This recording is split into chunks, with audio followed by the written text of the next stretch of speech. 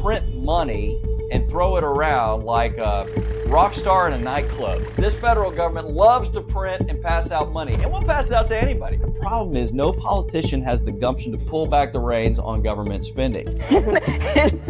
Politicians don't get reelected by creating pain. They get reelected by making promises.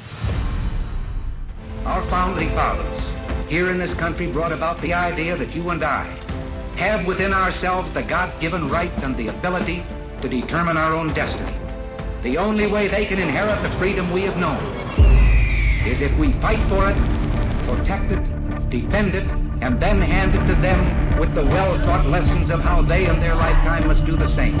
Freedom is never more than one generation away from extinction.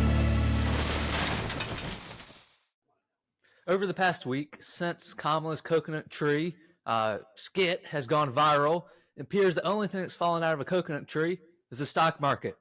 So here to react to all of the stock market happenings and what's going on in the world, as a friend, he's an author, Newsmax contributor, and business and marketing analyst, Seth Denson. Hey, Christian, great to be with you, buddy. Thanks for having me on. I like the coconut tree bit. That's pretty good. I hadn't heard that one yet. I think I stole it from somebody else, but everyone steals everything, right? Hey, listen, they say that good artists create, but great artists steal, right? There you go. You're good.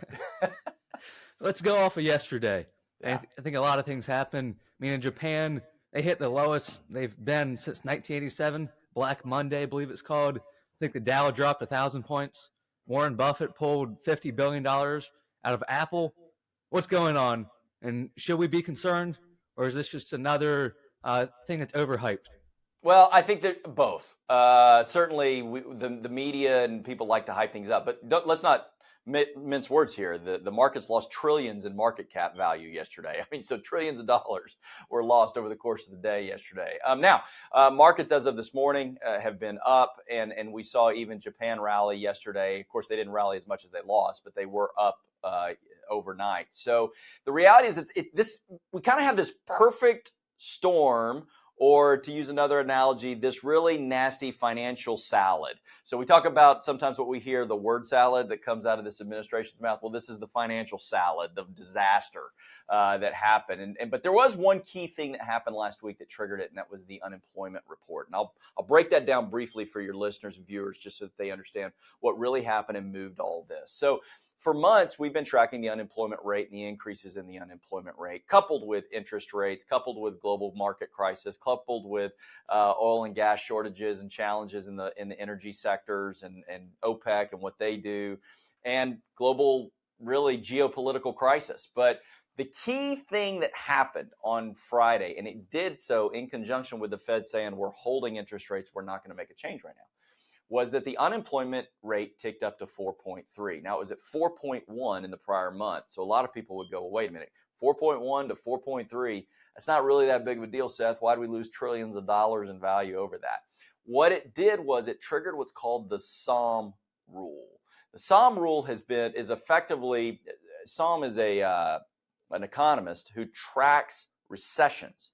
And since 1970, has predicted 100% of the recessions that have occurred based on this specific trended data point, which is the increase in unemployment over a quarter as compared to a previous year 12-month increase. So effectively, I'm not going to get too deep into the sausage, but there's a mathematical equation that predicts future recessions. Well, that was triggered on Friday with the unemployment report. It only tracks the unemployment side of things. So what happened was the algorithms, which largely control investments, were triggered. And the SOM report was triggered. That unemployment report was triggered. So sell orders. Then you've got people like Warren Buffett, who isn't relying on algorithms. He's relying on his algorithm, which is his own brain, which a lot of people follow. Warren Buffett starts trading his positions and selling out of his positions. Remember, Warren Buffett is the long game guy. So when the long game guy is starting to pull out, the markets start to move. Then you couple that with what happened in Europe over the weekend and really into Monday morning in Europe, and then Japan. Japan is really a one-trick pony. They don't have a diversified market. And then we bring it into the political realm, which says there still is political unrest on what happens if we have 4 more years of a Biden-Harris administration with Harris now at the top of the ticket. What could that mean? You put all that into a salad, it's not one you're going to want to eat. And ultimately, the markets responded this week, and I think they'll continue to be volatile throughout this week. So you're basically saying this was already set on course because of the unemployment rates that we were seeing dropping. So what's the reverse course? Is there a reverse course to the algorithm? What is there? The reverse course is getting better overall policy, but unfortunately, the damage has been done. So it will take time to reverse course so long as we start to make the right economic decisions. I'll give you a couple of examples. Right now, and similar to what we're doing, we print money and throw it around like a rock star in a nightclub. I mean, this federal government loves to print and pass out money, and we'll pass it out to anybody. We got money going over to Europe, to the Middle East, we get money going to Asia, and Africa, and South America. We send money everywhere, and it's money we don't have. We're doing it on debt.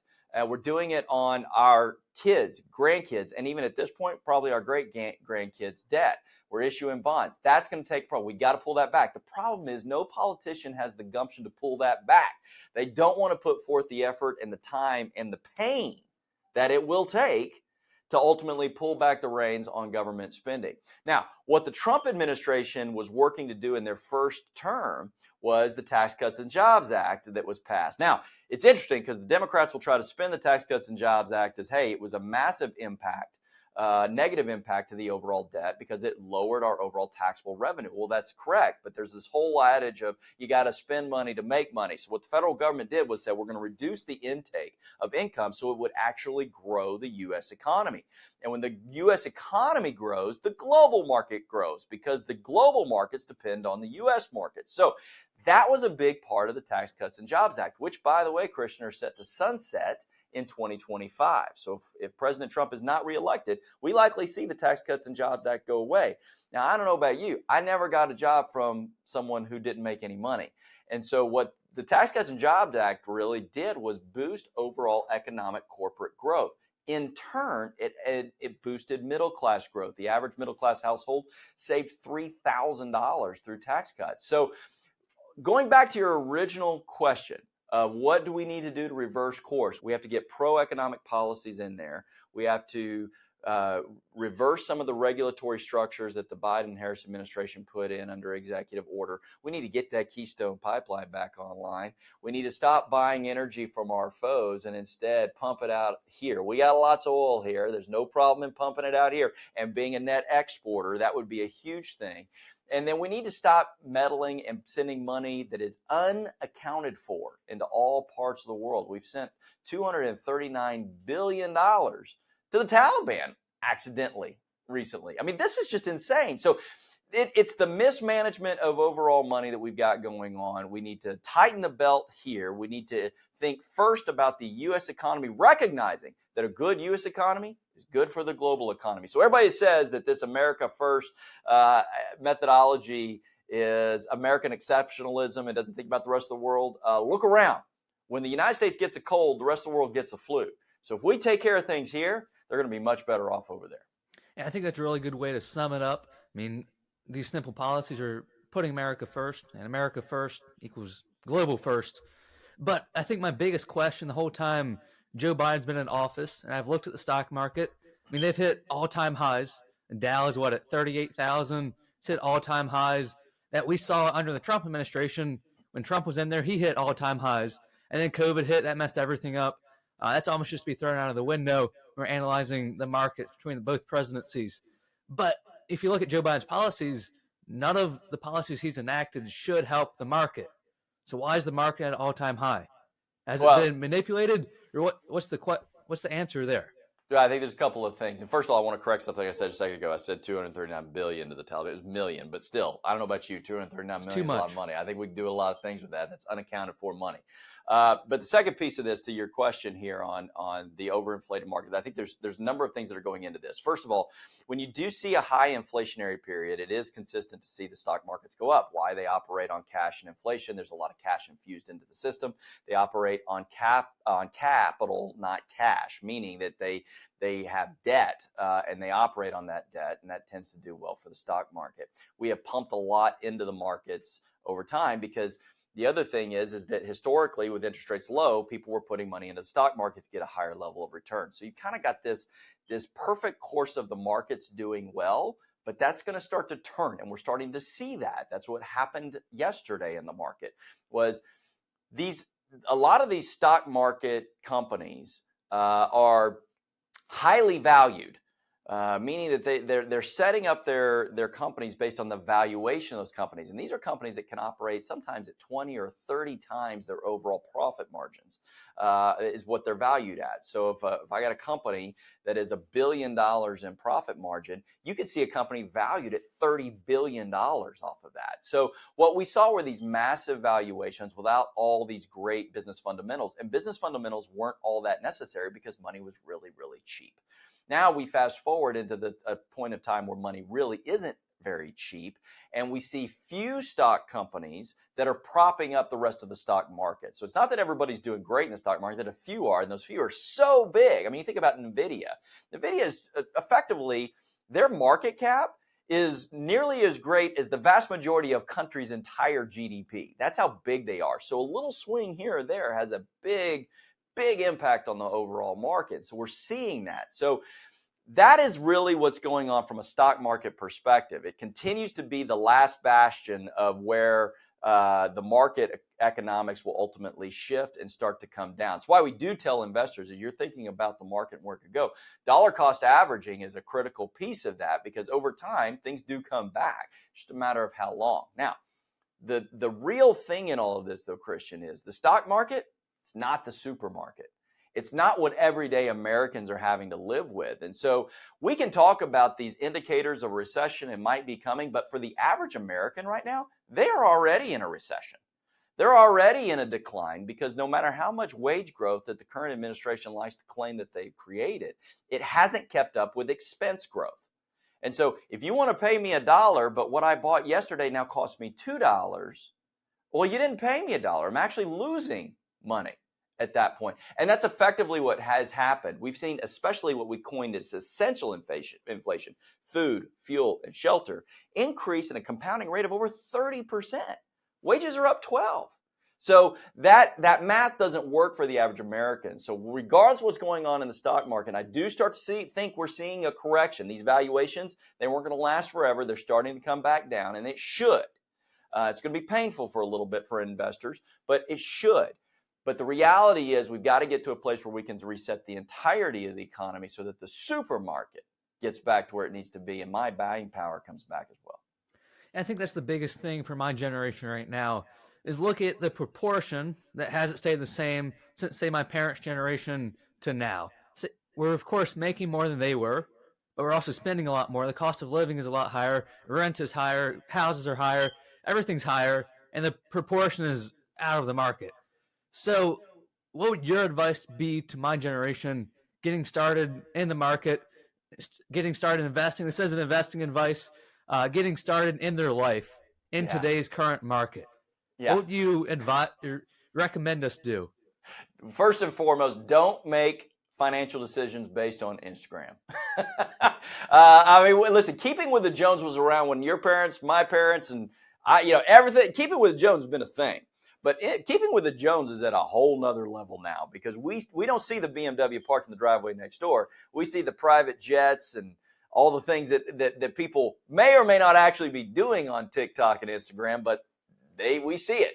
And so we say we want that life too. So how can we get to it? The reality is the same principles apply now as they did to your parents' generation and our parents' grandparents' generation and everything, which is that cash is king. A penny saved is a penny earned. I mean, let's put this into basic economics.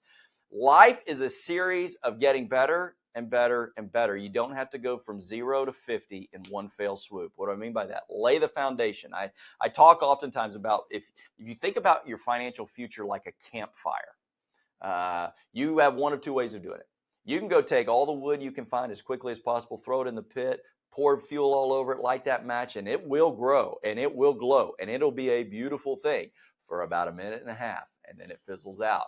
But those that really understand they have to take the time, the energy, and the effort to put the sticks where they need to go, to place them where they should be, to set the good foundation, to put fuel in there properly and light the match when it's right, they ultimately will have a campfire that will fuel itself.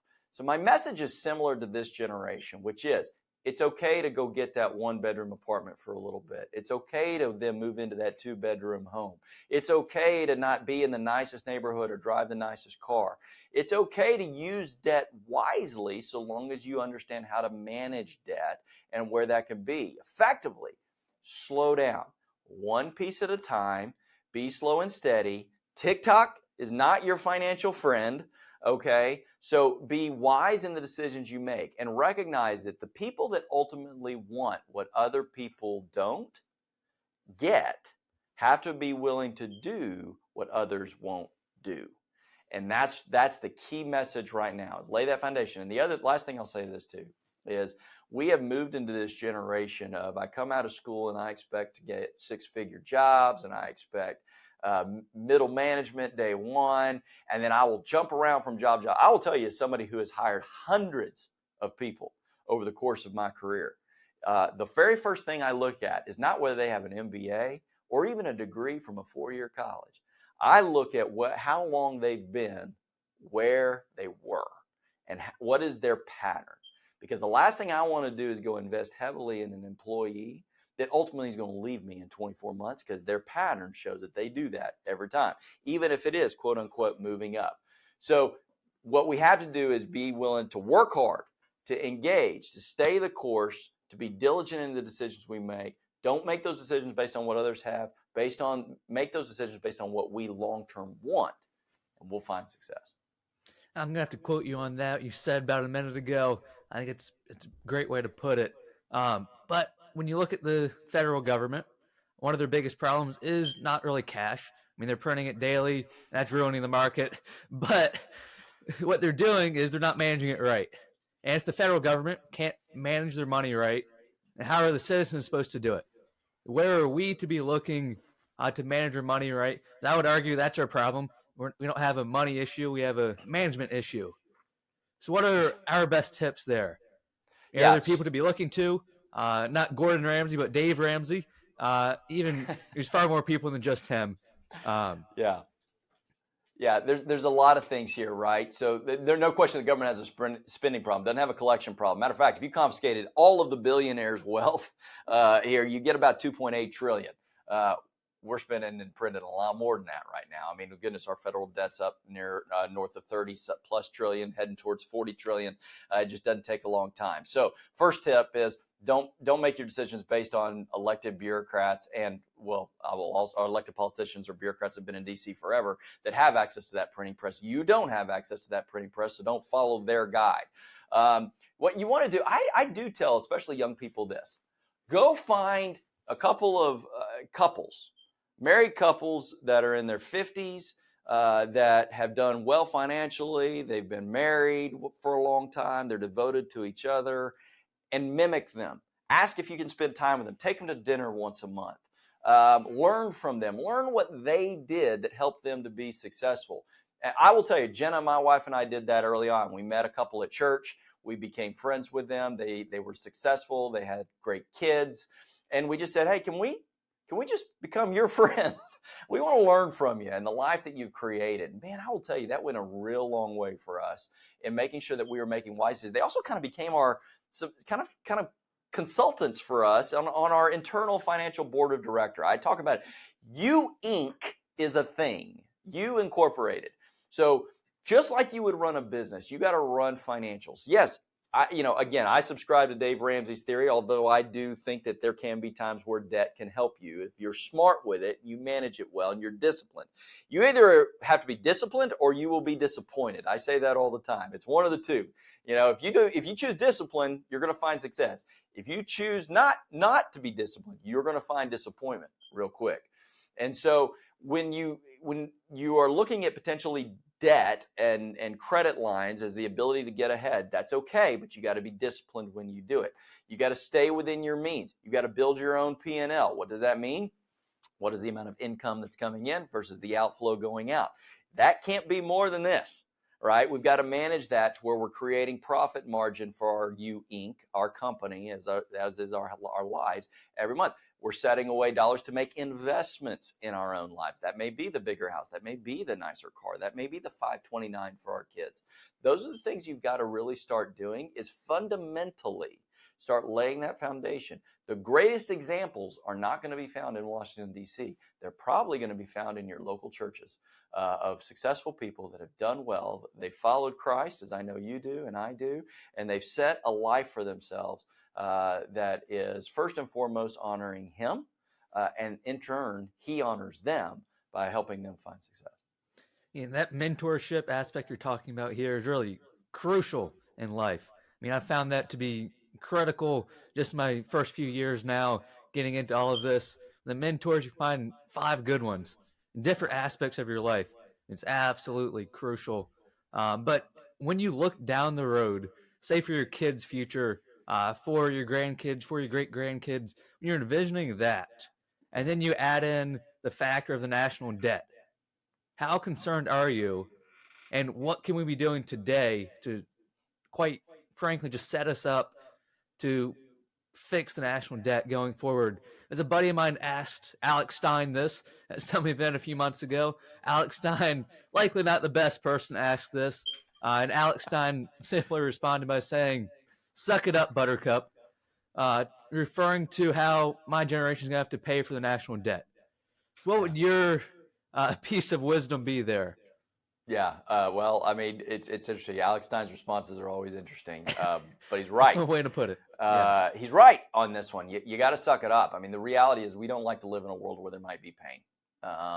And I will tell you, politicians don't get reelected by creating pain. They get reelected by making promises and spending more money, and that's a real problem. So when you ask how concerned am I for our kids and grandkids and even grandkids at this point, extremely concerned, because those that don't learn from history are doomed to repeat it. We can look at great civilizations across the globe, across history, and find why they're not great anymore, largely because they overextended themselves. They expanded too much. They didn't have the dollars to support it. They created too much debt, and ultimately they cratered and crumbled. And I fear that we could head towards that if we're not very careful. Now, what does that mean for me? How do I, Seth Denson in Dallas, Texas, do something about that? Well, here's what I do. I control what I can't control first. I control my own outcomes. I control how much cash, where I'm making investments, where I'm spending, my own debt ratios, the things that I can do for me and my family. The second thing for my kids, I'm trying to raise kids that are good people. That's the first thing. The citizens of tomorrow that will be leaders of tomorrow. I could care less. I mean, don't get me wrong. I want my kids to have a good education. I want them to be smart. But ultimately, I want them to be good people. I want them to be good citizens. I want them to be followers of Christ. These are the focused things that I'm doing for my kids. And because those are the people that will ultimately lead the next generation and elect the next generation of leaders. They need to be wise and disciplined in how they make their decisions in politics, on who they're electing, why they're electing these people, not to listen to the promises, but listen to the discipline. I want a politician that's disciplined, not promised, meaning that I want somebody who's going to say, guys, I'm going to have a hard conversation with you right now. This is going to be tough. We're going to have to tighten that belt. It's got to get hard before it gets easier. There's an old adage that hard times create hard men. Hard men create good times. Good times create soft men, and soft men create hard times.